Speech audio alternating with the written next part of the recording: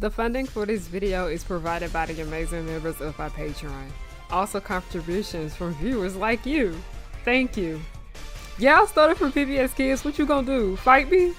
Anyway, roll the video.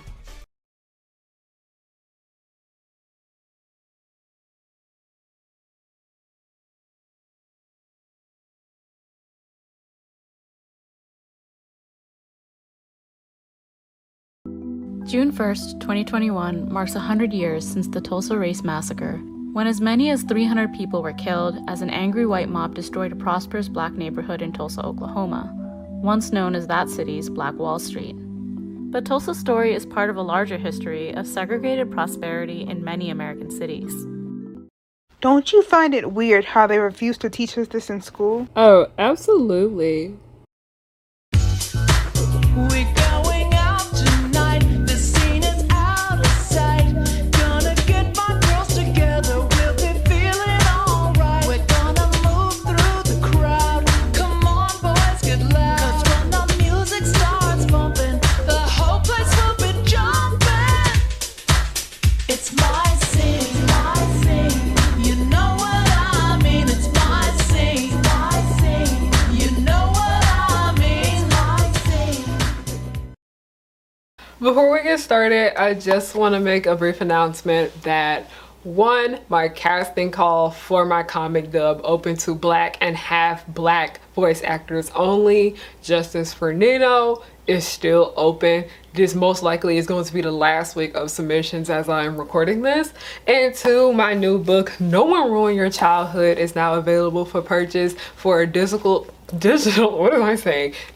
and physical copy. In this book, it's basically a collection of personal essays surrounding the bigotry of entertainment that is supposedly for all ages. Basically, a lot of what I speak about on my channel will be in there, but there's a lot that I spoke about in that book that I don't talk about here on my channel. You can only explicitly get it in here. There's a lot of good, valuable information in here. This also is a great starter for people that are trying to find sources and whatnot to expand their media diets and trying to add more diversity with what they engage in. And also, it's a good starter for getting educated on the subject of race and misogyny. So highly do recommend it. And I'm not just saying I recommend because it's my book and I wrote it. I recommend because I think of the importance of education. The book is fairly affordable. I hope I made it affordable. Use code HOTSPOT30 if you would like 30% off of it. Okay, I will shut the fuck up now. Let's continue.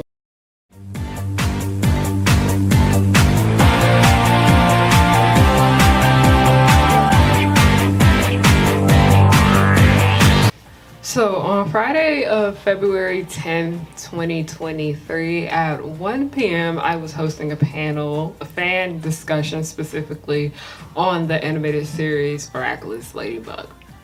I was very excited as I always just love to do public speaking since I was little. I know, weird, right? But as I was talking, I did notice that like a group of white people just got up and left. And I thought nothing of it because people get up and leave in the middle of panels all the time. No big deal. Wasn't heard about that. But I was informed that this group of people knew of me from my YouTube channel, did not like me, and they were saying very nasty things about me. Basically, they came to my panel to talk shit, and it was brought to my knowledge that somebody in the audience told the people that were being rude to get out. And I am glad to know that.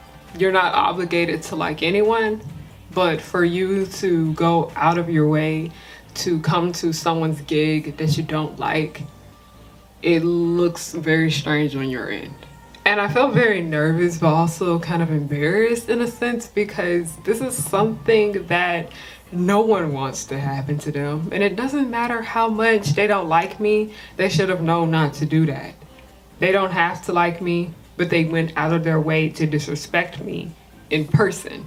And I don't want to hear no lip out of no one saying that that could not be read as racist, because sorry, not sorry, but for you as a white person to come into a black person's space for the sake of disrespecting them and disturbing the peace can be read as racist, especially if it's a big group of y'all. And also because of the kind of content I make, my content heavily focuses on the subject of race. So that act right there was not too good of a look on them. But this situation had me very angry for some days. And as I was disappointed, I wasn't necessarily surprised that it happened. Like, sure, it was a bit scary for me, but I wasn't shocked that it took place necessarily. Because white people, they do things like this all the time. It's literally what started slavery.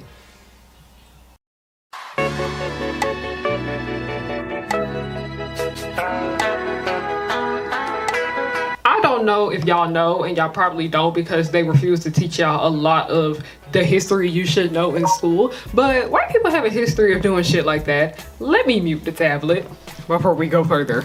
And I'm just gonna fully come out and say it. Y'all, as in white people, are known for coming into black spaces or communities full of people of color and ruining them. Like y'all did it back in the day when the KKK was very active, and you still do it now to black creators.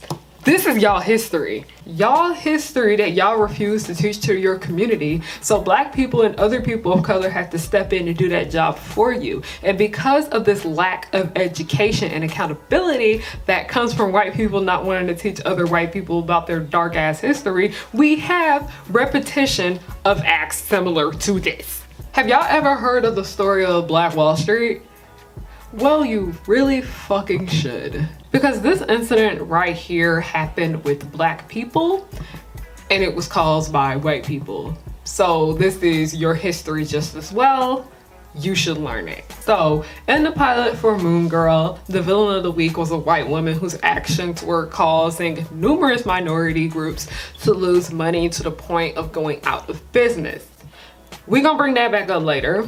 So we're just gonna stick a little pin on this at the moment. Moving back to Black Wall Street for now.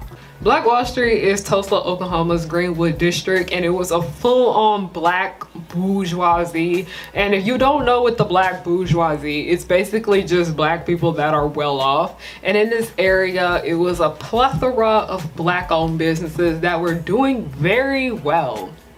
And you wanna know one of the key reasons as to why it did very well? Segregation. It's because of segregation. And you don't know what segregation is at this point because the school system refuses to teach it. I will be nice and get the definition for you. Segregation is the practice of requiring separate housing, education, and other services for people of color. Segregation was made law several times in the 18th and 19th century America, as some believed that black and white people were incapable of coexisting.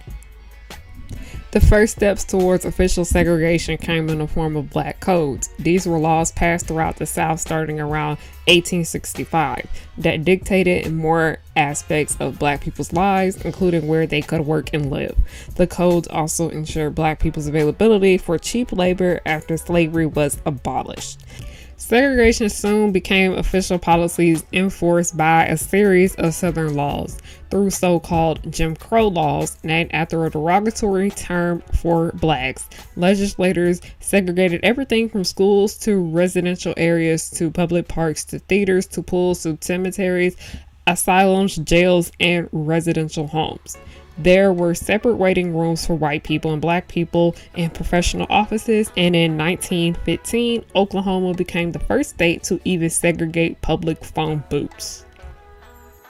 As black people were not able to get the goods and services that they needed and wanted from white people, they decided to go the I'm gonna do this shit myself route and created these businesses for their own community, which led to lots and lots of black excellence, or the myth thereof. My friend Turb made a very important video about the subject of black excellence. I will have that link down below for you guys to check out.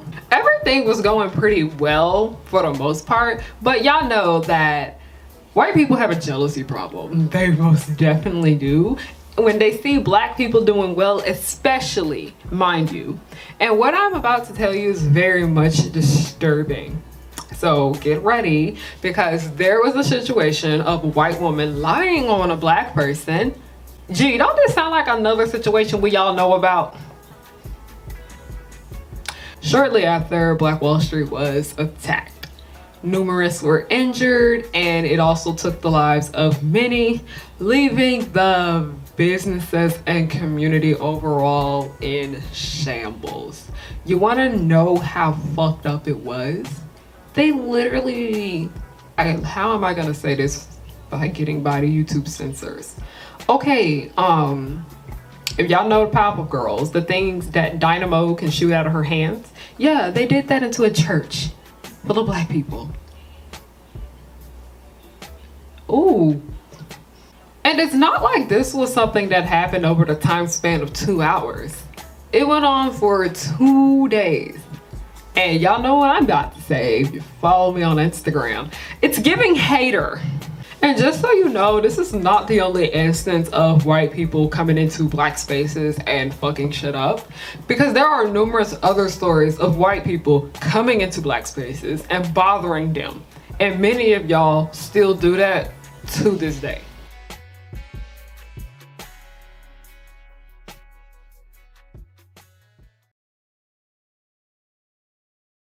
Hi everyone, the captain here. I just wanted to get on here real quick and tell you guys thank you so much for your support. I have gotten so much fan art from you guys, and I've met plenty of y'all in person at the conventions that I have been at. And also thank you guys so much for coming to the panels that I host. It means so much to me. You guys are so great. I appreciate every little last bit of support you guys give me. Thank you, thank you, thank you. I can say thank you 100 times, but I truly do mean it. Thank you.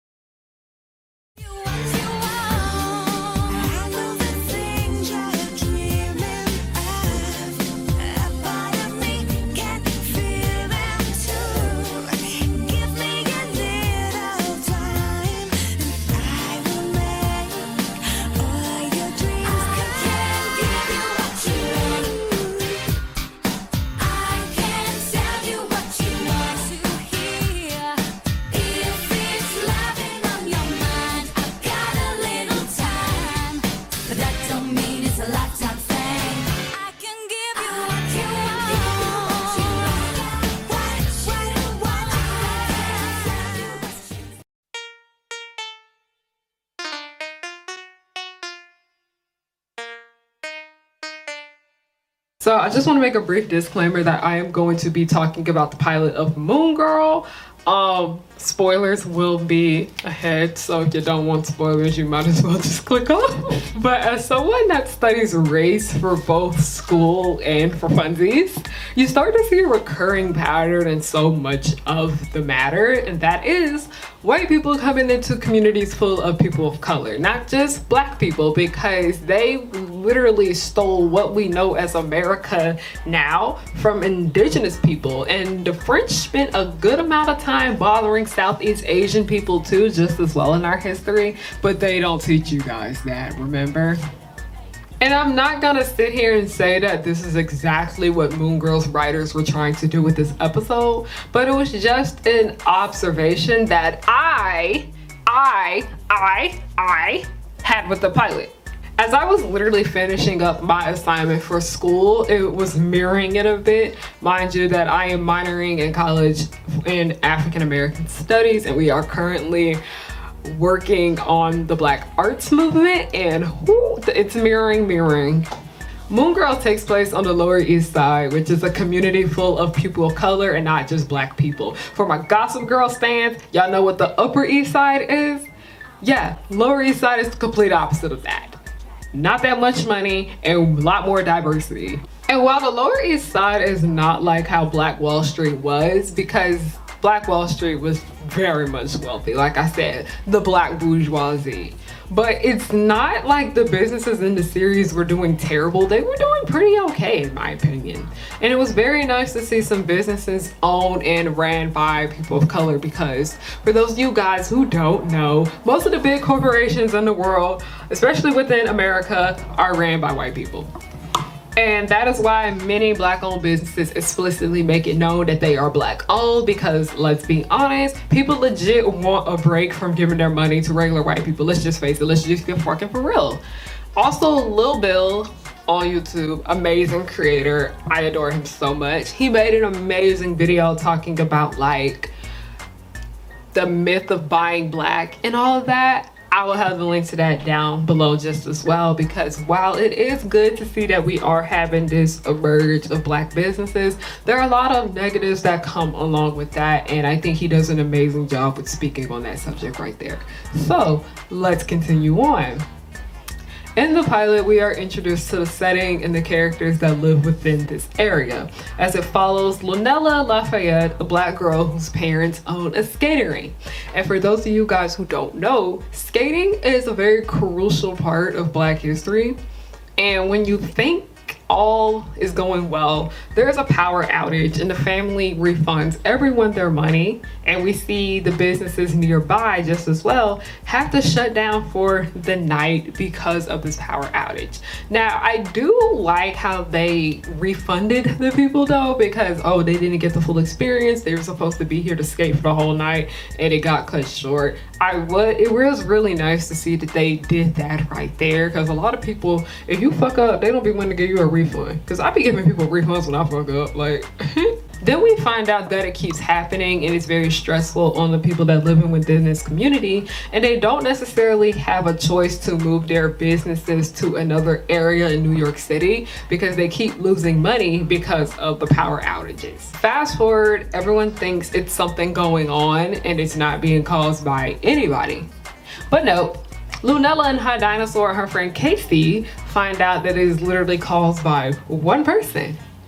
And guess what? She's a white woman named Aftershock. As Aftershock is literally sucking the power from everyone in the Lower East Side for her personal benefit, it did not care how much about how it was hurting them, because it wasn't necessarily her taking the business's power. It was also affecting the people that live within the area. Like, these people did not have electricity to get the things done. And we live in a society where we are just deeply dependent on electricity, as I can't literally do school or my job with it. So it was very crucial, and we even saw that in the scene with the school where the power went out. Everyone was just like, what the fuck, this shit keeps happening. But as I mentioned, how this was hurting everyone that lived in the Lower East Side, but sorry not sorry, but a white woman to come into a community full of people of color, disturbing peace and causing harm to them is racist. And if you are white, I do not care if you agree with me on that or not. It's just not your place to speak on that. You're supposed to sit and listen and get educated, because y'all have a history of doing that, coming into spaces full of people of color and disturbing the peace. And I found it extremely interesting how the series decided to open up with such a sad but meaningful storyline, because it also was playing into the superhero origin storyline trope that we all know and love. Because yes, we know that electrical superpowers do not exist, but read between the lines. Remember that we have to teach and to learn to transgress, like Bell Hooks said. Read between the lines. What exactly are they trying to tell us about real life with this? While a supervillain with electrical powers don't exist, at least like what we don't know of, okay? Like, there may be one out here, they just probably not telling people they got powers, I don't know. Aliens exist. Do they? Is that even real? Who knows at this point? But anyway, does Bigfoot even exist really? No, because I was watching something the other day about these people that thought they saw Bigfoot, and I actually kind of believed it a little bit. But anyway, let's get back. Villains, wow, they may not have super electrical powers, They exist for sure. And one part of villainy in the real world is that white people would not leave people of color, especially black people, alone.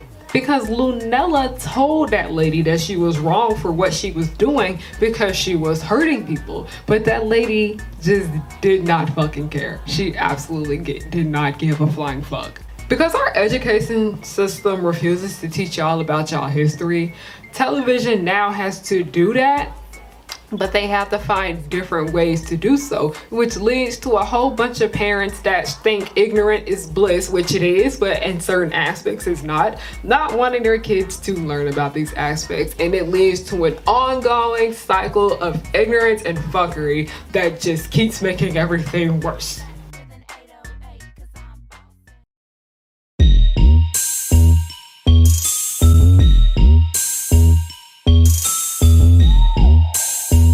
Now this section of the video right here, it's about the subject of how black people want to tell their stories and the policing that surrounds that. Because in this day and age, mainly just people that just be on the internet all day talking hot shit, y'all have a problem with any time there is somebody on the screen that is not a straight white cis hetero man. Like, I'm not even joking. Y'all complain about anything, talking about, oh, this is political. And it can literally just be a gay white woman on the TV. Like, oh my god, y'all are annoying. Y'all are honestly insufferable. But there is so much negative discourse that surrounds animation and live action family entertainment wanting to touch on the subject of social issues. Mind you that this is nothing new. If you actually go back and watch a lot of shows from the 90s and the 2000s, there were social issues in there just as well.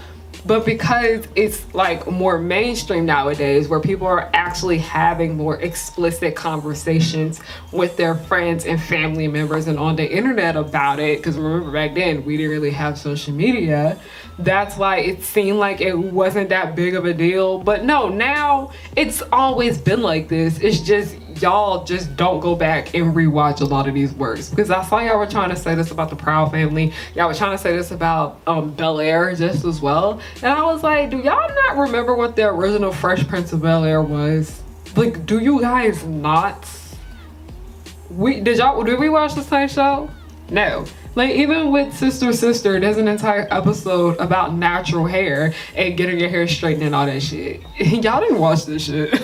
But as I mentioned, there's a bunch of negative discourse that surrounds animation and live action family entertainment wanting to touch on the subject of social issues, whether it be in a subtle way or how it was done in Moon Girl's pilot, or it's just bluntly put in your face. And I find it funny how y'all praised that whack-ass episode of Miraculous Ladybug about racism, but get upset when black people want to bring it up in their own works. And also something else that I remember is that anytime white people want to bring up social issues within their work, y'all don't go nearly as hard on them as y'all do when creators of color want to do it. Because I do not see y'all nearly even try to drag Disney zombies that much as I see y'all try to drag stories that are created by people of color. I don't see it. And mind you, I'm somebody that enjoys zombies, but it had a lot of issues. Like I said, y'all praise this but then get mad when black people want to bring it up in their own works, or even just talking about the black experience in their works, and it doesn't necessarily have to address social issues, because no, you don't get away with that. Why are y'all so much more comfortable with white people telling stories about people of color poorly, Rainbow High, than people of color themselves? Also, Kim Possible, I had to say it, I'm sorry. That show has a lot of issues relating to race, and we need to address the elephant in the room with that series. I have said it once and I will say it again. Anytime a black person or a person of color in general points out how the team did something poorly in relation to race, somebody on the side says they're just trying their best. You gotta give them time. They're still learning, or worse, you shouldn't be thankful that they included something like this. And you know what I'm about to say, and you know it, say it with me, say it with me, say it with me.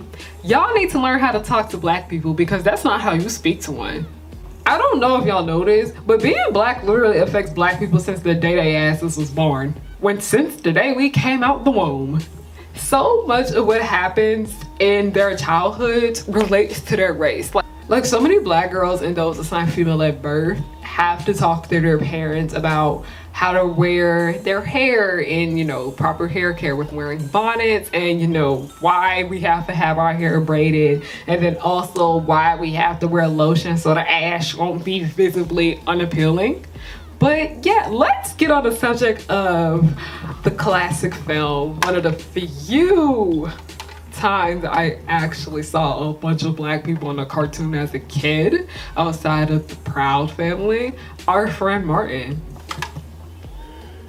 Now, if you don't know what Our Friend Martin is, you're probably not American, but Our Friend Martin is a movie that almost every African American person has seen, and it is one of the first introductions that many have to learning about who Martin Luther King was as a person. And I kid you not, this is the first time I ever saw a cartoon that took place in Atlanta. I am not fucking joking at all. The only other time I have seen Atlanta in a cartoon was Class of 3000, and then also that Teen Titans Raven comic book that I have very mixed feelings on. But anyway, basically Our Friend Martin is about these group of kids that live in Atlanta and are able to time travel back to when Martin Luther King was alive, along with seeing what happened with the civil rights movement. And when they travel back in time, they meet a young Martin Luther King Jr. and becomes friends with him. And the main character of Our Friend Martin is devastated when he learns that Martin is K-worded. So he goes back in time to try and save him, not realizing that when it comes to time travel, if you go back in time and change the past, it will affect the future. And everything in the world is more racist now than it already was. And because of this, Martin decides to go back in time to, you know, do his good deeds to society, and everything is back to normal. And it's kind of fucked up now that I think about it, because somebody had to die for things to get better. And y'all, everyone and their mama was in this movie. Like, Arnaz from 101 was in it. Angela Bassett was in it. Y'all should know who that is. If you're not black, you should know who Angela Bassett is, especially. Guys, I'm one of the few. Y'all seen Black Panther. Y'all should know who she is. Jasmine from On My Block was in it. I'm not even joking. She was the Latina girl in the movie. Mufasa was in it. Steve Urkel was in it. And like, trust me, the movie got issues, but I could see where they were going because it actually did the job at the time period. It was really meant to teach kids about the subject of the civil rights movement and get a bit educated on Martin Luther King Jr. Because it acted as if racism did not exist to a certain extent though after Martin Luther King was K-worded. And no, like, I'm gonna be honest, my first ever racist encounter was when I was 6 years old, and that was long after Martin Luther King was K-worded. So yeah. And while it's true that things did get better in America for black people, which is a stretch, also Martin low-key is the only black person that a lot of white people teach their kids about. So that's that. And also this movie touches on the subject of racism and violence caused by it, and also the word that begins with M and ends with R. Because for those of you guys who don't know, racism has led to physical harm and people losing their lives. Because at this time period of when I saw Our Friend Martin, other than like Selma Lord Selma and the Ruby Bridges movie, there weren't really many kid media out here that taught the audience about the subject of race and social issues in general. Like at this time during the 2000s, we had that one episode of That's So Raven where that racist white lady did not want to hire Raven, and those episodes of The Proud Family, and then we had that Rugrats episode about Kwanzaa. But that was just kind of it. It was like, come here, come there, whatever. Never really brought up again within the series. But come here. Bring your ass closer to the speaker so you can hear me clearly. Kids need to learn about race. If my black ass had to experience racism at the age of 6 at the beauty supply store, your kids can learn about it. You want to know why so many black kids learn about race at such a young age? It's because they experienced it no matter how young they are. Y'all saw what happened with Sesame Street. Okay, and you don't know what happened with Sesame Street because this shit still makes me upset to this day. But in summer of 2022, it was revealed that the cast members working at the Sesame Street theme park called Sesame Place was being rude to the black guests, including both the parents and their kids. And it was so much ghetto, very, very, very ghetto. Because we thought it was just one instance of this happening to one family. But it just so happened to be revealed that it was happening to numerous people. And as I mentioned earlier, I'm not sure if that's what the Moon Girls pilot intended to be, but that's just simply how I interpret it. Because knowing that as a Black person, things like this happen all the time.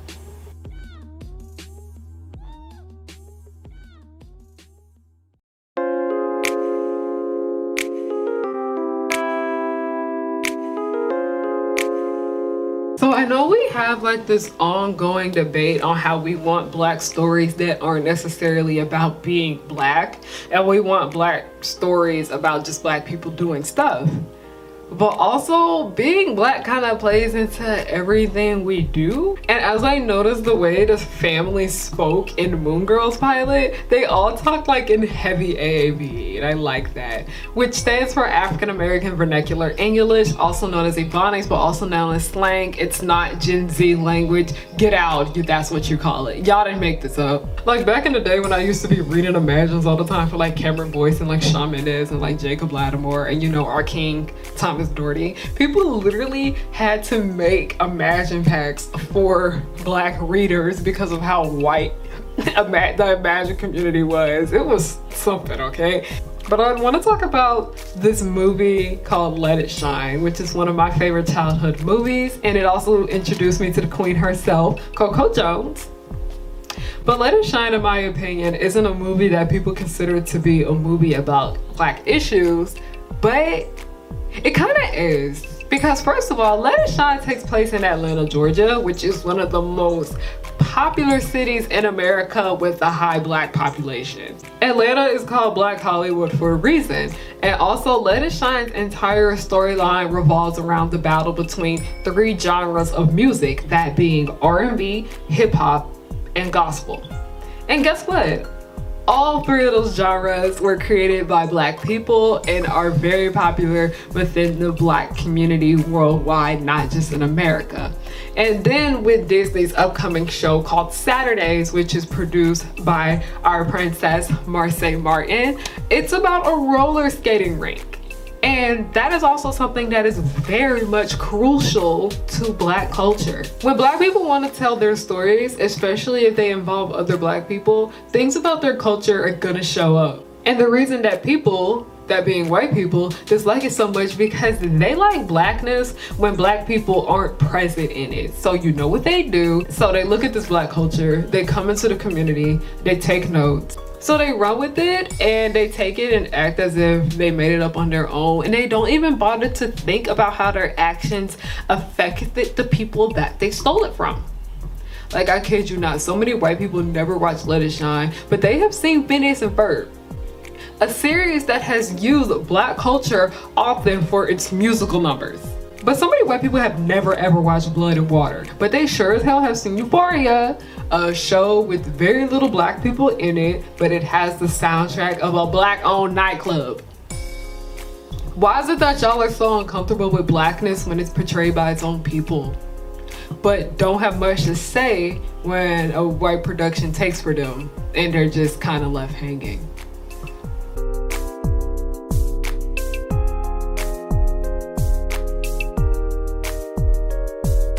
When we say history repeats itself, we aren't lying. Like, sure, we may not have a block full of Black-owned businesses like Black Wall Street and the successes that it had, but the aftermath of what happened because of the elevator incident happened in other ways. I want to sit here and list off some very similar events to Black Wall Street, because while Black Wall Street is a story that we strongly need to teach about, we need to also talk about the other instances of where something like this similar happened. March 17th, 1886, Carroll County Courthouse Massacre. The Carroll County Courthouse Massacre left 23 Black people dead when an armed white mob attacked an ongoing trial. November 23rd, 1887, the Thibodeau Massacre. Between 30 and 60 striking Black Louisiana sugarcane workers were massacred. November 3rd, 1883, Danville Riot. African American voters were threatened after the Danville Riot, leading to their loss of political power in this majority African American city in Virginia. September 2nd, 1885, Rock Spring Massacre. White coal miners in Rock Spring, Wyoming brutally attack Chinese workers. November 2nd, 1920, the Ocoee Massacre. More than 50 African Americans killed in the Ocoee Massacre after going to vote in Florida. December 29, 1923, terror attack on African Americans in Chatter, Arkansas. The Chatter race riot began in Arkansas, leading to the creation of another sundown town. March 21st, 1937, Ponce Massacre. Police shot peaceful protesters, killing 19 and wounding over 200 others in Ponce, Puerto Rico. May 1st through 3rd, 1866, Memphis Massacre. White civilians and police killed 46 African Americans and injured many more whites, burning houses, schools, and churches in Memphis, Tennessee. July 30th, 1866, New Orleans Massacre. The New Orleans Massacre occurred when white residents attacked black marchers near the reconvened Louisiana Constitutional Convention. October 24th, 1871, Los Angeles Chinatown Massacre. A lynch mob of 500 Angelos and Latino Los Angeles rioted and murdered at least 17 Chinese residents after a white civilian died in a shootout. December 28th, 1872, Skeleton Cave Massacre. The Yavapai People's Shelter of Skeleton Cave in Arizona was attacked by the U.S. Army, trying to force them to reservations. May 14, 2022, Buffalo Massacre. After posting a racist manifesto online before targeting a majority black neighborhood, a white supremacist killed 10 people at a grocery store in Buffalo, New York.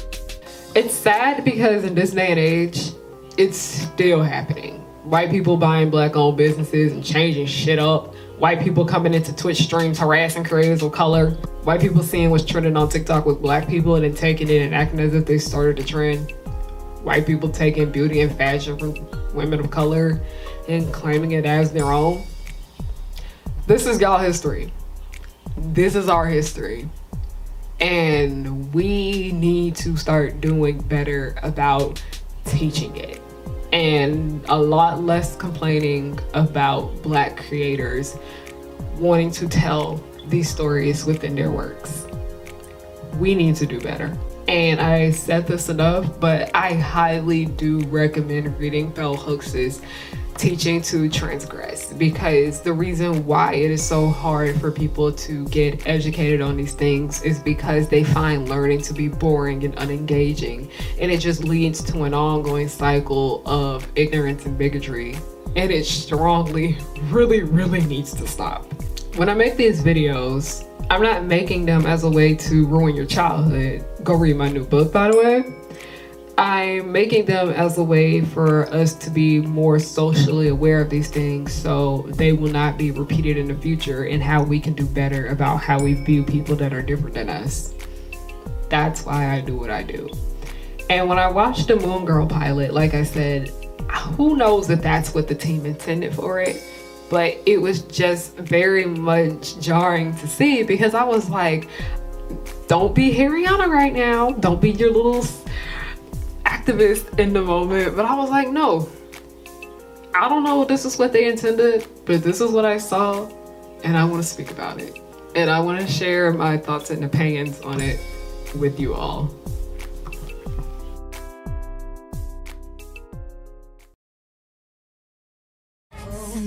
Now that you see, you should beware of the power of three. They come to fight as fast as they can. They're dangerous yet fabulous. Because of Utonium made them is true. They are the colors of pink, green, and blue. They'll catch you in the blink of an eye and do it all before bedtime. They coming through and fighting, and everyone they're shocking. You know no one can stop them all because of the chemical as they coming through and coming through, and everyone they're shocking. You know no one can stop them all because of the chemical as.